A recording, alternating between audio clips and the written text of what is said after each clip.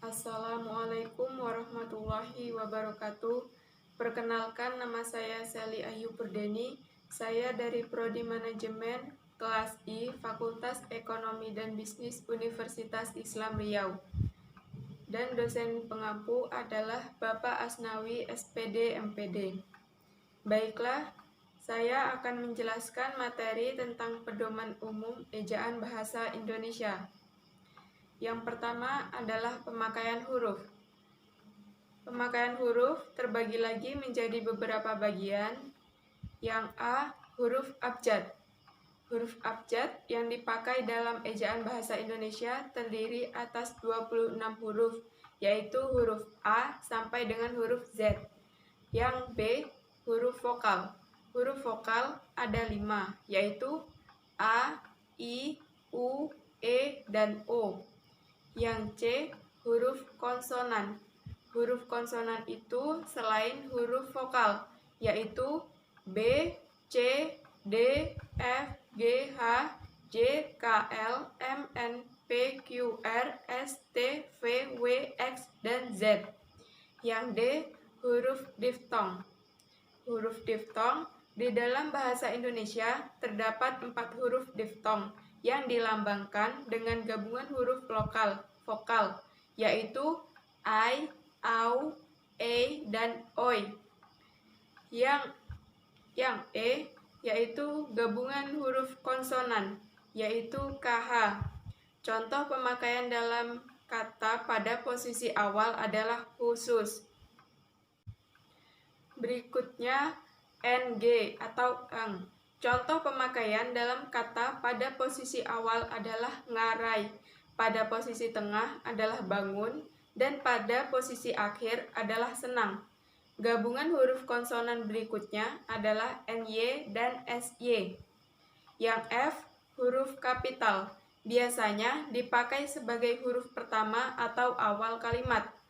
Huruf pertama nama orang, huruf pertama pada awal kalimat dalam petikan langsung, huruf pertama setiap kata nama agama, kitab suci, dan Tuhan, termaksud sebutan dan kata ganti untuk Tuhan. Posisi tengah adalah bangun, dan pada posisi akhir adalah senang.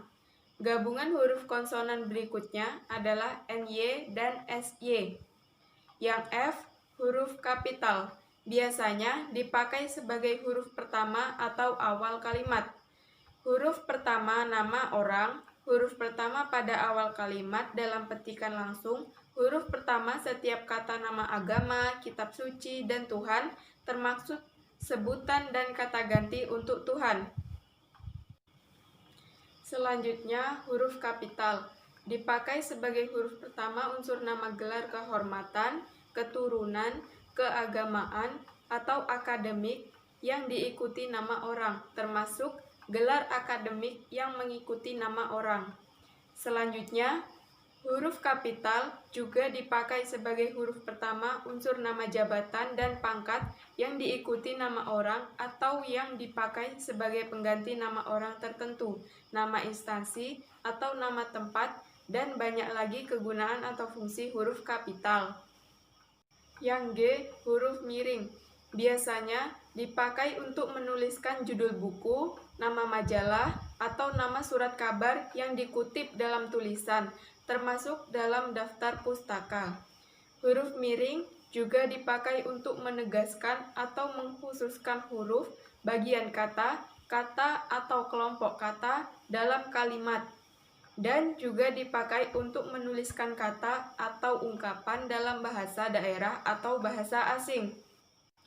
H, huruf tebal, dipakai untuk menegaskan bagian tulisan yang sudah ditulis miring, dan juga untuk menegaskan bagian-bagian karangan seperti judul buku, bab, atau subbab. Materi yang kedua adalah penulisan kata. A. Kata dasar. Kata dasar ditulis sebagai satu kesatuan. B. Kata berimbuhan. Kata berimbuhan itu ada kata imbuhan atau awalan, sisipan, akhiran, serta gabungan awalan dan akhiran yang ditulis serangkai dengan bentuk dasarnya. Kata berimbuhan juga ada yang berbentuk terikat ditulis serangkai dengan kata yang mengikutinya. C. Bentuk ulang. Bentuk ulang ditulis dengan menggunakan tanda hubung atau strip di antara unsur-unsurnya. D. Gabungan kata. Gabungan kata ada beberapa bagian, yaitu yang pertama adalah 1. Unsur gabungan kata yang lazim disebut kata majemuk, termasuk istilah khusus ditulis terpisah. Yang kedua, gabungan kata yang dapat menimbulkan salah pengertian ditulis dengan membubuhkan tanda hubung atau strip di antara unsur-unsurnya. Yang ketiga, hubungan kata yang penulisannya terpisah tetap ditulis terpisah jika mendapat awalan atau akhiran. 4. Gabungan kata yang mendapat awalan dan akhiran sekaligus ditulis serangkai. Yang kelima, gabungan kata yang sudah padu ditulis serangkai. E. Pemenggalan kata dilakukan pada kata dasar, kata turunan sedapat-dapatnya yang dilakukan di antara bentuk dasar dan unsur pembentukannya. F. Kata depan yang seperti di ke dan dari ditulis terpisah dari kata yang mengikutinya. G. Partikel. Partikel terbagi lagi menjadi beberapa bagian, yaitu yang pertama, partikel lah, ka, dan ta ditulis serangkai dengan kata yang mendahuluinya. Yang kedua, partikel pun ditulis terpisah dari kata yang mendahuluinya. Yang ketiga, partikel per yang berarti demi, tiap, atau mulai ditulis terpisah dari kata yang mengikutinya. H. Singkatan dan akronim. Singkatan dan akronim terbagi lagi menjadi beberapa bagian. Yang pertama adalah singkatan nama orang, gelar, sapaan, jabatan, atau pangkat diikuti dengan tanda titik pada setiap unsur singkatan itu. Yang kedua, singkatan yang terdiri atas huruf awal setiap kata, nama lembaga pemerintah dan ketatanegaraan, lembaga pendidikan, badan atau organisasi, serta nama dokumen resmi ditulis dengan huruf kapital tanpa tanda titik, dan singkatan huruf awal setiap kata yang bukan nama dari ditulis dengan huruf kapital tanpa tanda titik. Yang ketiga, singkatan yang terdiri atas 3 huruf atau lebih diikuti dengan tanda titik. Yang keempat, singkatan yang terdiri atas 2 huruf yang lazim dipakai di dalam surat menyurat masing-masing diikuti oleh tanda titik. Kelima, lambang kimia, singkatan satuan ukuran, takaran, timbangan, dan mata uang tidak diikuti tanda titik. Yang keenam, akronim, nama diri yang terdiri atas huruf awal setiap kata ditulis dengan huruf kapital tanpa tanda titik. Yang ketujuh, akronim nama diri yang berupa gabungan suku kata atau gabungan huruf dan suku kata dari deret kata ditulis dengan huruf awal kapital. Yang kedelapan, akronim bukan nama diri yang berupa gabungan huruf awal dan suku kata atau gabungan suku kata ditulis dengan huruf kecil. I. Angka dan bilangan. Angka Arab atau angka Romawi lazim dipakai sebagai lambang bilangan atau nomor. J. Kata ganti ku, kau, dan ku terakhir, mu, dan nya, yaitu kata ganti ku dan kau ditulis serangkai dengan kata yang mengikutinya, sedangkan ku di akhir, mu, dan nya ditulis serangkai dengan kata yang mendahuluinya. K.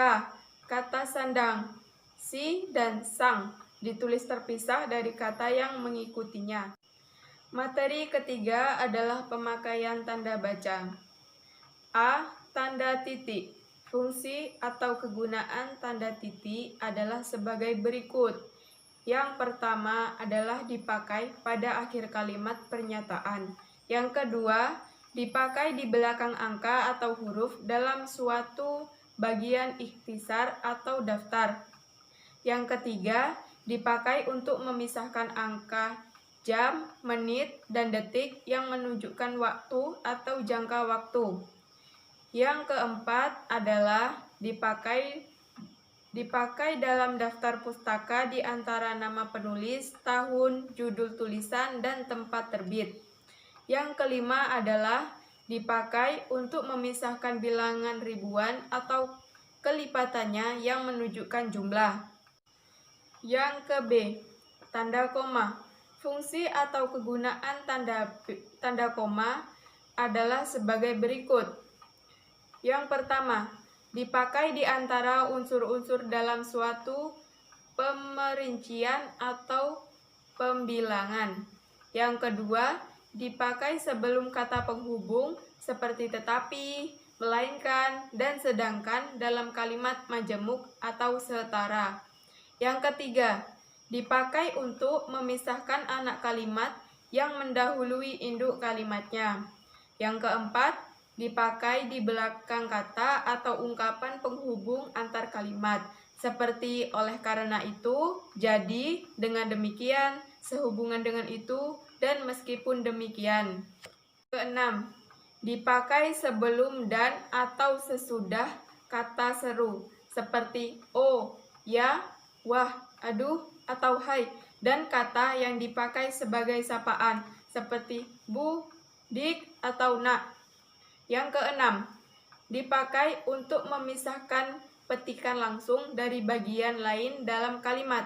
Yang ketujuh, dipakai di antara nama dan alamat, bagian-bagian alamat, tempat dan tanggal, serta nama tempat dan wilayah atau negeri yang ditulis berurutan. Yang ke-8, dipakai untuk memisahkan bagian nama yang dibalik susunannya dalam daftar pustaka. Yang ke-9, dipakai di antara bagian-bagian dalam catatan kaki atau catatan akhir. 10, dipakai di antara nama orang dan singkatan gelar akademik yang mengikutinya untuk membedakannya dari singkatan nama diri, keluarga, atau marga. 11, dipakai sebelum angka desimal atau di antara rupiah dan sen yang dinyatakan angka. Yang ke-13, dipakai untuk mengapit keterangan tambahan atau keterangan aposisi. Yang ke-13, dipakai di belakang keterangan yang terdapat pada awal kalimat untuk menghindari salah baca atau salah pengertian. C. Tanda titik koma. Fungsi atau kegunaan tanda titik koma adalah sebagai berikut. Yang pertama adalah dipakai sebagai pengganti kata penghubung untuk memisahkan kalimat setara yang satu dari kalimat setara yang lain di dalam kalimat majemuk. Kedua, dipakai pada akhir perincian yang berupa klausa. Yang ketiga, dipakai untuk memisahkan bagian-bagian pemerincian dalam kalimat yang sudah menggunakan tanda koma. Yang D, tanda titik dua. Fungsi dan kegunaan tanda titik dua adalah sebagai berikut. Yang pertama, dipakai pada akhir suatu pernyataan lengkap yang diikuti pemerincian atau penjelasan. Yang kedua, tidak dipakai jika perincian atau penjelasan itu merupakan pelengkap yang mengakhiri pernyataan. Yang ketiga, dipakai sesudah kata atau ungkapan yang memerlukan pemerincian. Yang keempat, dipakai dalam naskah drama sesudah kata yang menunjukkan pelaku dalam percakapan. Yang kelima, dipakai di antara jilid atau nomor dan halaman, surah dan ayat dalam kitab suci, judul dan anak judul suatu karangan, serta nama kota dan penerbit dalam daftar pustaka. E. Tanda hubung. Fungsi dan kegunaan tanda hubung adalah sebagai berikut. 1. Dipakai untuk menandai bagian kata yang terpenggal. 2. Dipakai untuk menyambung unsur kata ulang. Yang ketiga, dipakai untuk menyambung tanggal, bulan, dan tahun yang dinyatakan dengan angka atau menyambung huruf dalam kata yang dieja satu-satu. Yang keempat, dipakai untuk memperjelas hubungan bagian-bagian kata atau ungkapan. Kelima, dipakai untuk merangkai sebagai berikut. Yang pertama adalah se. Dengan kata berikutnya yang dimulai dengan huruf kapital. Misalnya, se-Indonesia, se-Jawa Barat. Yang kedua adalah ke dengan angka, misalnya peringkat kedua. Yang ketiga adalah angka dengan an, yaitu tahun 1950-an. F. Tanda pisah, fungsi dan kegunaannya adalah: yang pertama, untuk membatasi penyisipan kata atau kalimat yang memberi penjelasan di luar bangun kalimat. Yang kedua, untuk menegaskan adanya keterangan aposisi atau keterangan yang lain. Yang ketiga, dipakai di antara dua bilangan, tanggal atau tempat yang berarti sampai dengan atau sampai ke, misal tahun 2015 sampai 2017 atau tanggal 23 sampai 24 September 2017. Pekanbaru, Strip, Medan. G. Tanda tanya. Fungsi dan kegunaan tanda tanya adalah sebagai berikut. Yang pertama, dipakai pada akhir kalimat tanya. Yang kedua, dipakai di dalam tanda kurung untuk menyatakan bagian kalimat yang disangsikan atau yang kurang dapat dibuktikan kebenarannya. H. Tanda seru. Dipakai untuk mengakhiri ungkapan atau pernyataan yang berupa seruan atau perintah yang menggambarkan kesungguhan, ketidakpercayaan, atau emosi yang kuat. I. Tanda elipsis. Fungsi dan kegunaan tanda elipsis adalah sebagai berikut. Yang pertama, untuk menunjukkan bahwa dalam suatu kalimat atau kutipan ada bagian yang dihilangkan. Yang kedua, untuk menulis ujaran yang tidak selesai dalam dialog. J. Tanda petik. Fungsi dan kegunaan tanda petik adalah sebagai berikut. Yang pertama, untuk mengapit petikan langsung yang berasal dari pembicaraan naskah atau bahan tertulis lain. Yang kedua, untuk mengapit judul sajak, lagu, film, sinetron, artikel, naskah, atau bab buku yang dipakai dalam kalimat. Yang ketiga, untuk mengapit istilah ilmiah yang kurang dikenal atau kata yang mempunyai arti khusus. K. Tanda petik tunggal. Fungsi dan kegunaan tanda petik tunggal adalah sebagai berikut.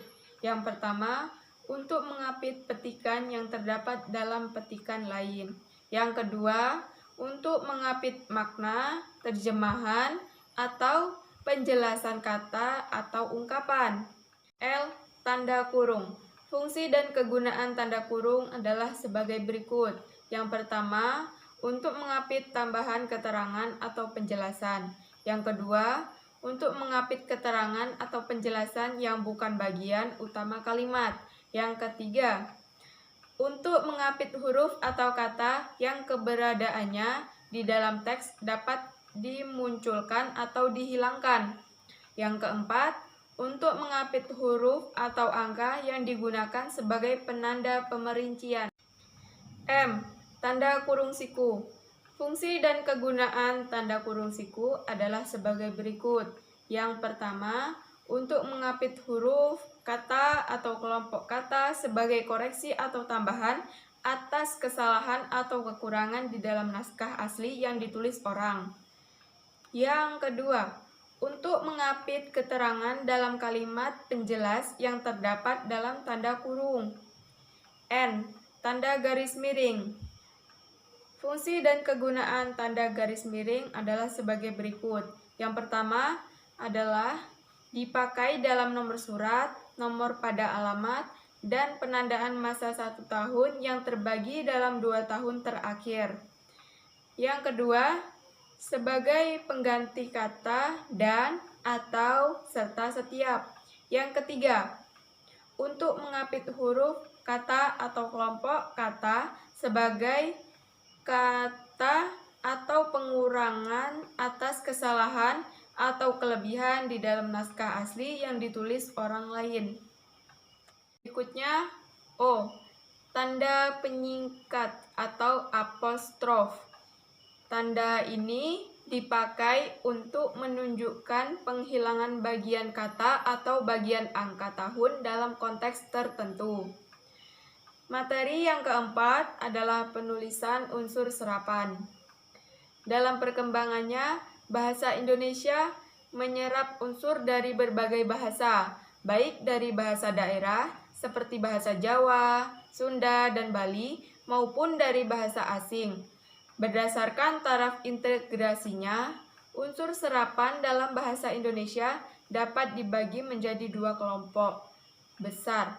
Yang pertama adalah unsur asing yang belum sepenuhnya terserap ke dalam bahasa Indonesia. Unsur-unsur itu dipakai dalam konteks bahasa Indonesia, tetapi cara pengucapan dan penulisannya masih mengikuti cara asing.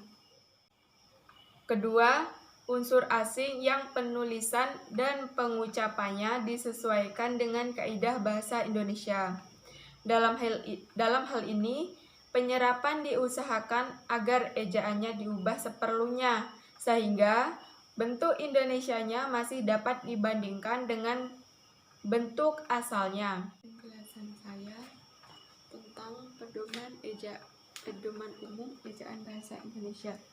Di maksud pertama, pedoman umum. Oke, pedoman umum ejaan bahasa Indonesia.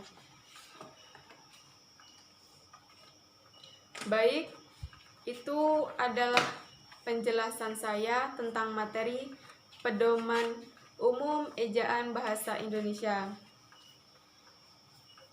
Bila ada tutur kata saya yang kurang berkenan, mohon dimaafkan. Terima kasih. Wabillahi taufik wal hidayah. Wassalamualaikum warahmatullahi wabarakatuh.